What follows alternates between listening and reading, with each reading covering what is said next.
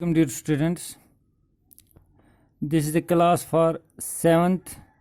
Our subject is English, and I am continuing your topic, The Little Girl.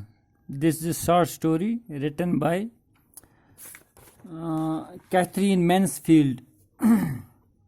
So far, we have learned that there are two types of fathers.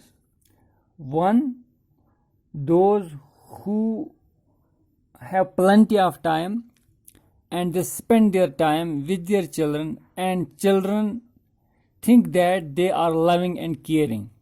And another type of fathers are those who do not have enough time to spend with their children, and children generally think that their fathers do not love them.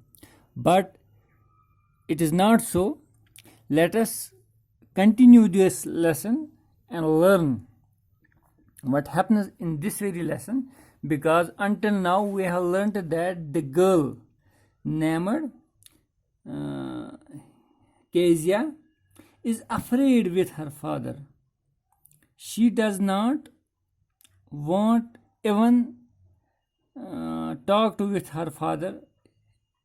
And what's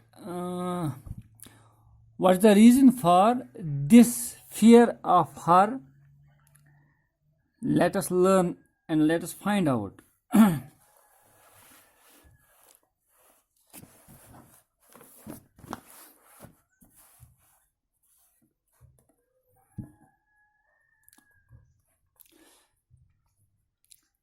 He was so big.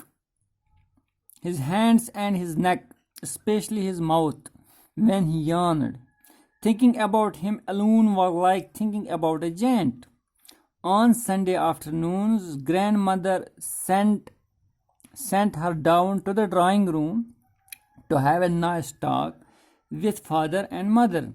But little girl always found mother reading and father stretched out on the sofa, his handkerchief on his face, his feet on one of the best cushions, sleeping soundly and snoring.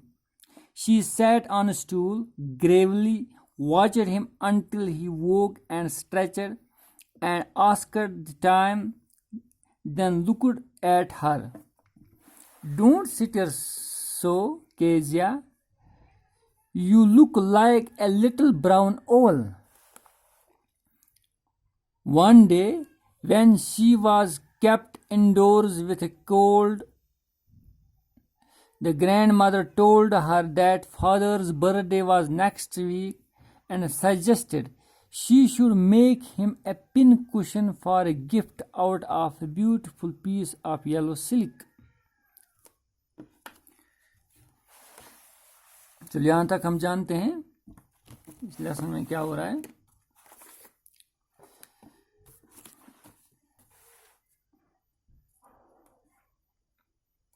जब छोटी बच्ची यानी Kezia अपने बाप के पास आई तो बाप पूछता है, व्हाट इज द मैटर, यानी क्या मामला है, क्या बात है.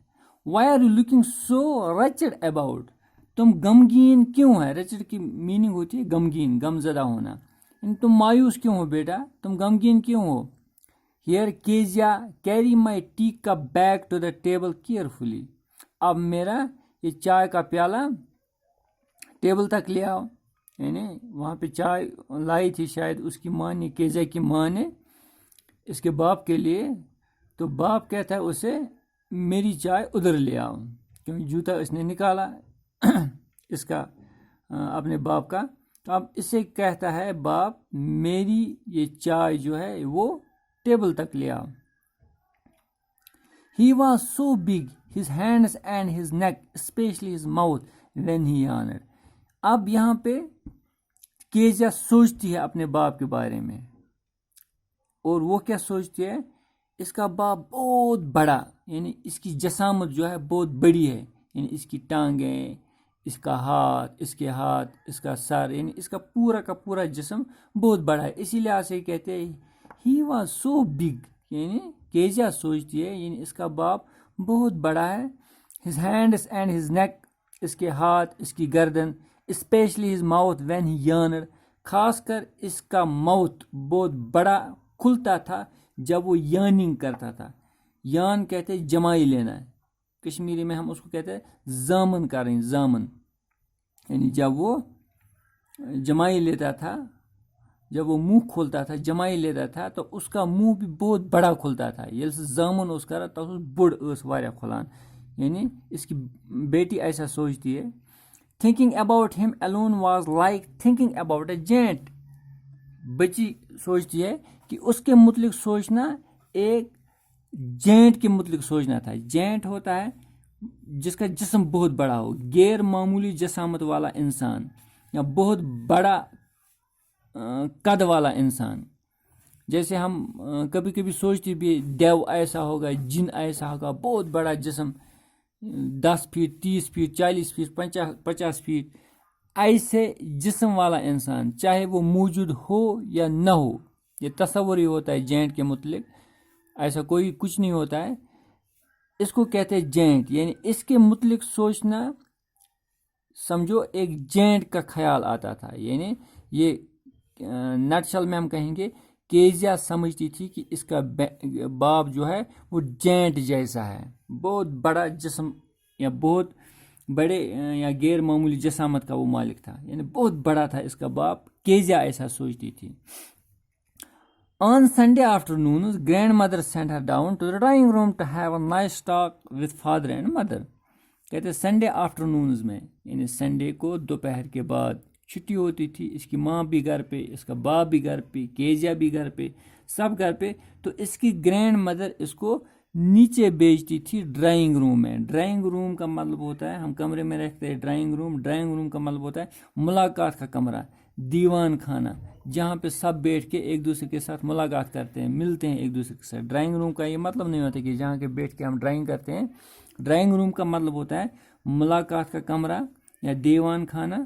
تو اس کی دادی یعنی کیزیا کی دادی کیزیا کو سنڈے دوپہر کو نیچے بھیجتی تھی اپنی ماں اور باپ کے پاس, یعنی کیزیا کی ماں اور باپ کے پاس, تاکہ وہ ان کے ساتھ وہاں پہ بات کریں. But the little girl always found mother reading and father stretched out on the sofa. لیکن جب یہ کیزیا نیچے آیا کرتی تھی, یہ ایک سنڈے کو نہیں ہر سنڈے کو ایسا ہی ہوتا تھا. تو جب یہ کیزیا نیچے آتی تھی اپنے اس ڈرائنگ روم میں ماں باپ سے باتیں کرنے کے لیے, تو وہاں یہ پاتی تھی اپنی ماں کو صرف پڑھتے ہوئے. یعنی وہ پڑھتی تھی کوئی کتاب یا میگزین یا پیپر, وہ پڑھائی میں مشغول ہوتی تھی, اور اس کا باپ سو کے ہوتا تھا. His father and father stretched out, stretch ہوا پھیلانا, یعنی وہ اپنا جسم اپنی ٹانگیں ہاتھ پاؤں سب کچھ پھیلا کے صوفہ پہ سویا ہوتا تھا. His handkerchief on his face, چونکہ یہ بستر میں نہیں سوتا تھا اس وقت, یہ بستر میں سونے کا وقت نہیں ہوتا, صوفہ پہ آرام سے نیند کرتا تھا. تو اپنی آنکھوں پہ وہ یا اپنے سر پہ یا اپنے چہرے پہ وہ رومال رکھتا تھا. یعنی رومال رکھنے سے کیا ہوتا ہے کہ زیادہ لائٹ نہیں پڑتی تو انسان کو زیادہ سکون ملتا ہے, زیادہ آرام ملتا ہے. تو جب بھی کیزیا نیچے آتی تھی اپنی ماں باپ سے بات کرنے کے لیے, وہاں یہ پاتی تھی اپنی ماں کو کوئی نہ کوئی کتاب یا میگزین یا اخبار پڑھتے ہوئے, اور باپ اس کا صوفہ پہ سو کے ہوتا تھا. His handkerchief on his face, چہرے پہ رومال رکھ کے. His feet on one of the best cushions, cushion کہتے تکیے کو, بہترین سے بہترین تکیے پہ اس کے پاؤں ہوتے تھے. سلیپنگ ساؤنڈلی, اور وہ کیسے سوتا تھا, آواز کرتا تھا نیند کے دوران. اور نیند کے دوران آواز کرنے کو کہتے سنورنگ, سنورنگ یعنی کھرانٹے مارنا, کٲشِر پٲٹھۍ یَتھ أسۍ وَنان چھِ کھرٛۄکھ کَرُن. سلیپنگ ساؤنڈلی اینڈ سنورنگ, یعنی آواز کرتا تھا وہ نیند کے دوران, اور سنورنگ کرتا تھا. یعنی ایک تو سانس چڑھاتے وقت چھوڑتے وقت آواز آتی تھی زور زور سے, دوسرا وہ سنورنگ بھی کرتا تھا, کھانٹے بھی مارتا تھا الگ سے. She sat on a stool gravely, watched him until he woke and stretched and asked time, then looked at her.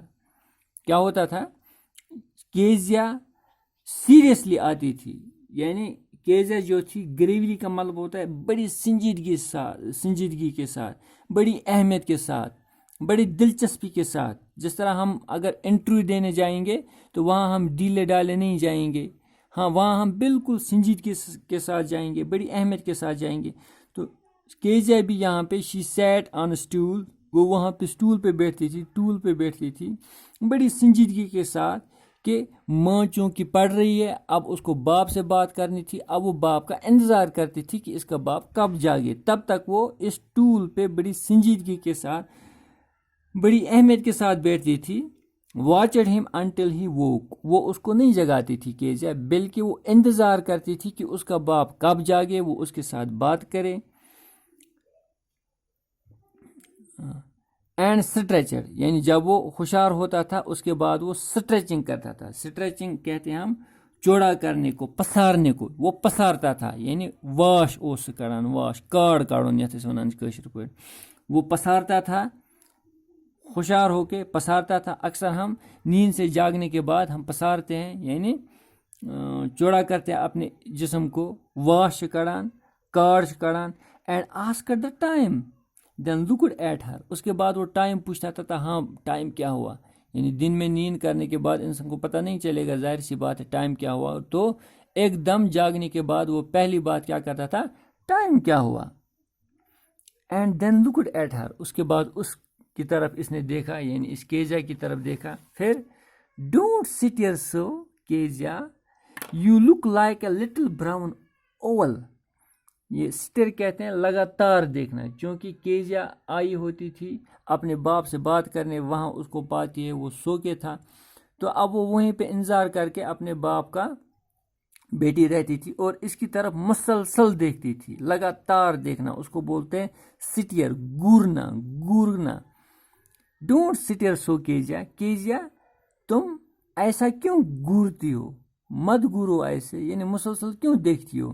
You look like a little brown owl, تم چھوٹے اوول کی طرح یعنی الو کی طرح دکھتی ہو. یعنی اس کی شکل جو ہے وہ براؤن ہی تھی، لیکن اس کے دیکھنے کا طریقہ ایسا تھا.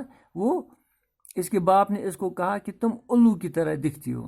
اصل میں وہ اس کو ڈانٹ رہا، وہ اس کو نہیں ڈانٹ رہا ہے، بلکہ وہ اس کو سمجھانا چاہتا ہے تم اس طریقے سے دیکھتی ہو جیسے الو دیکھ رہی ہے. یہ بات وہاں پہ اس کے باپ نے کہی. One day when she was kept indoors with a cold, the grandmother told her that the father's birthday was next week and suggested she should make him a pin cushion for a gift out of a beautiful piece of yellow silk.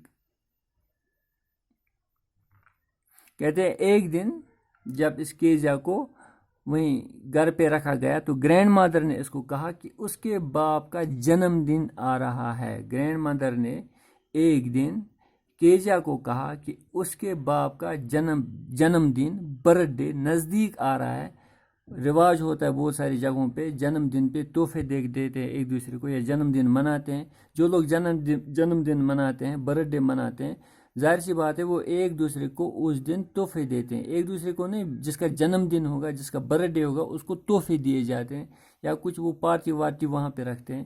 ہمارے یہاں پہ نہ تو birth day ہمیں منانا ہے، نہیں منانا چاہے، اور نہ ہی ہم مناتے ہیں. تو لیکن اس کا تصور ہے کہ کیسے ہوتا ہوگا ایسا. تو اس کو دادی نے کہا، اپنی دادی نے، بیٹا تمہارے باپ کا یعنی کیزا تمہارے باپ کا برتھ ڈے نزدیک آ رہا ہے، یا اگلے ہفتے میں ہے، نیکسٹ ویک تمہارے باپ کا برتھ ڈے ہے. And suggested she should make him a pin cushion for a gift out of beautiful piece of yellow silk. اور اس کو کہا کہ تم اپنے باپ کے لیے ایک پن کشن بناؤ، یعنی تکیہ بناؤ اپنے باپ کے لیے، اس کو گفٹ میں یہی دو. بیوٹیفل، وہاں ان کے پاس سلک کا خوبصورت کپڑے کا پیس تھا، یعنی اس کپڑے کے پیس کو سی کے اس میں کچھ اندر سے ڈالو، کشن بنے گا، تکیہ بنے گا. تو خوبصورت تکیہ تم اپنے باپ کو گفٹ کرو، تم اپنے باپ کو یہی گفٹ دو، یعنی بازار سے لانے کی ضرورت نہیں ہے. تم اپنے باپ کے لیے کچھ ایسا ہی گفٹ بناؤ تاکہ وہ آپ سے خوش ہو جائے. یہ اس کو اپنی دادی نے سکھایا. تو آگے کیا ہوتا ہے وہ ہم نیکسٹ کلاس میں پڑھیں گے. آج کے لیے اتنا ہی. اللہ حافظ.